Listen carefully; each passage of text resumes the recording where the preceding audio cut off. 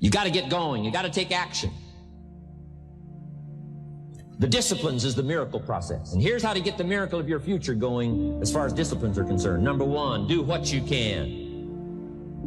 You might go home and set a whole new pace for yourself, and we call it cleaning up neglect. Should walk around the block, could walk around the block for your good health. Don't walk around the block.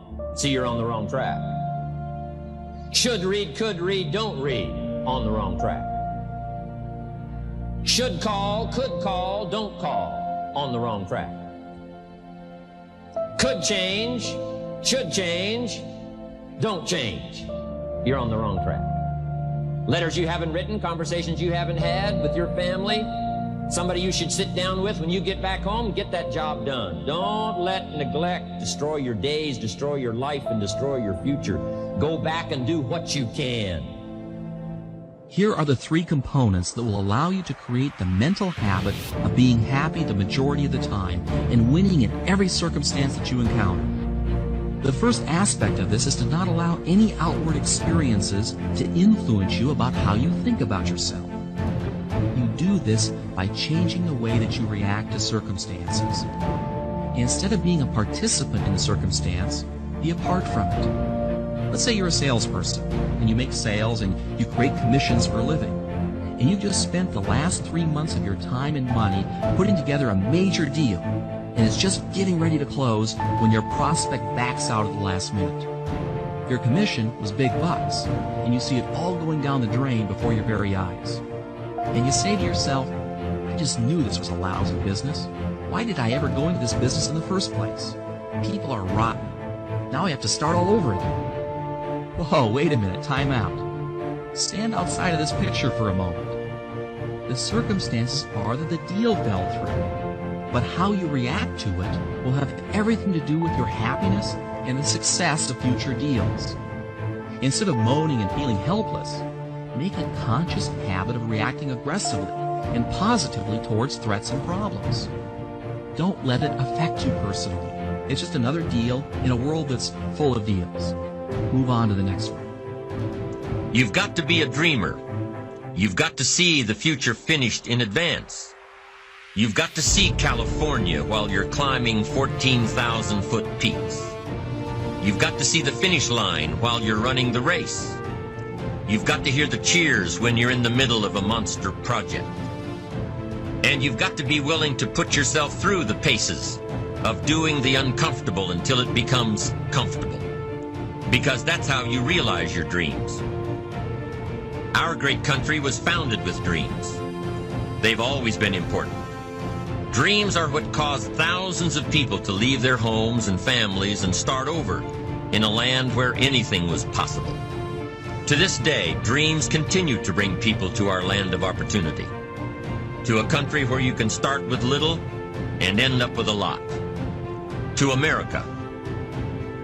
Don't you sometimes wonder why so many immigrants who come to America can build a new life and a fortune while many of the people who were born here are barely surviving? They have a dream, a defined goal, ambition.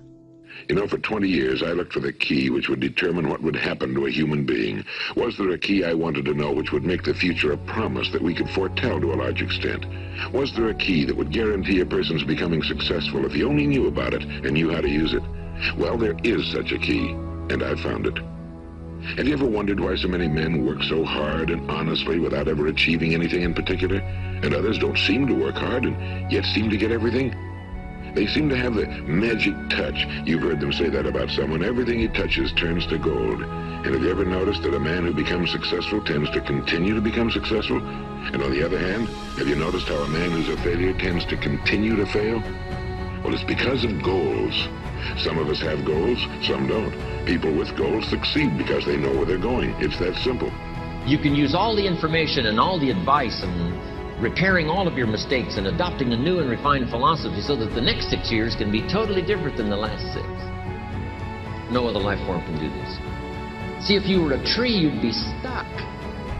As a tree, if you used up all the nourishment that was around you and you couldn't change location, see, you would die. But that's not true. Human beings can change location, go north, south, east, west, live here for a while, live somewhere else for a while. So that's a note to make. You can greatly alter the course of your life. Now here's the next note to make. 5 years from now, you will arrive. The question is where? This is for mature people now. If you keep up your present disciplines and keep up the present pace that you're on, where will you be in 5 years? Boy, it's easy to say, hey, I haven't really thought about that. So now make this note. In 5 years, here's the probability.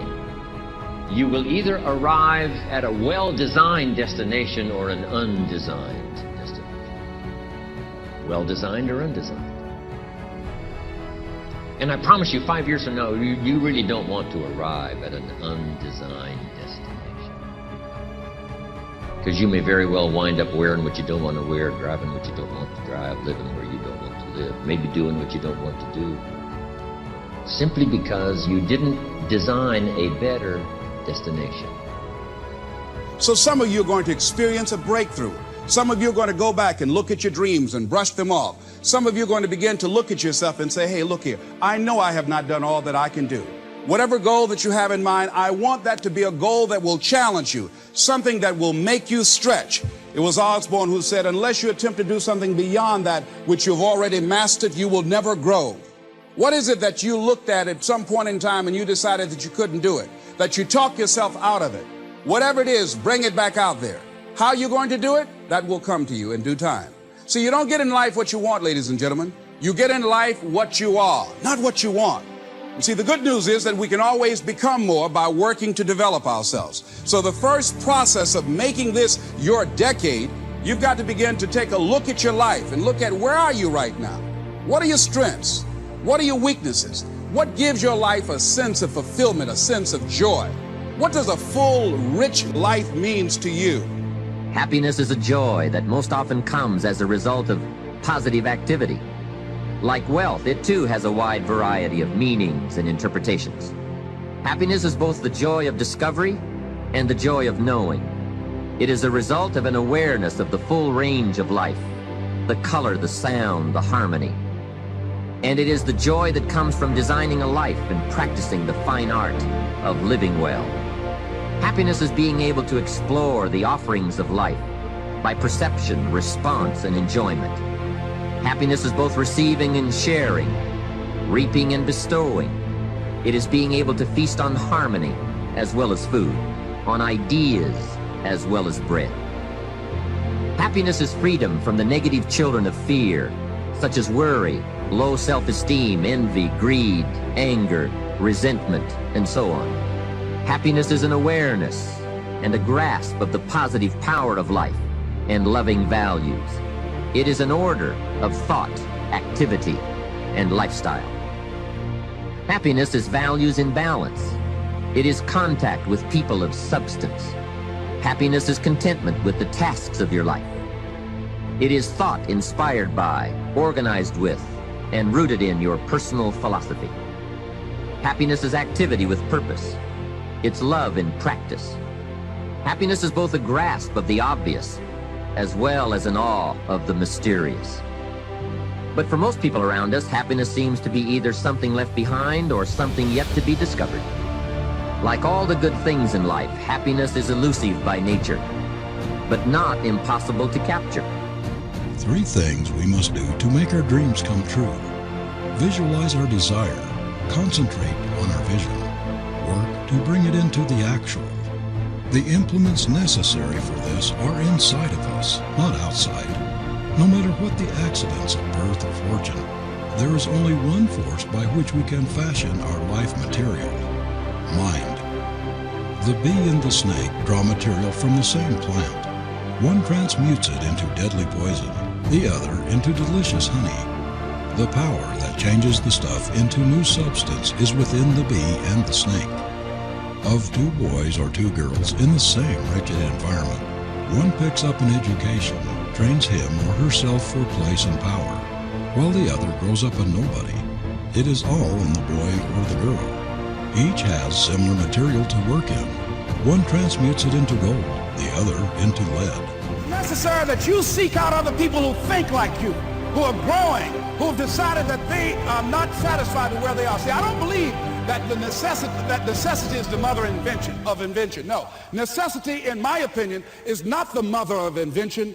Refusing to accept things the way that they are is the mother of invention. You decide, I'm not going to settle for this. This is not going to be it for my life. I deserve more than this. See, that will start making you do some stuff. See, a lot of people go to work every day miserable, and all they do is just talk about how miserable they are. But they don't do anything about it.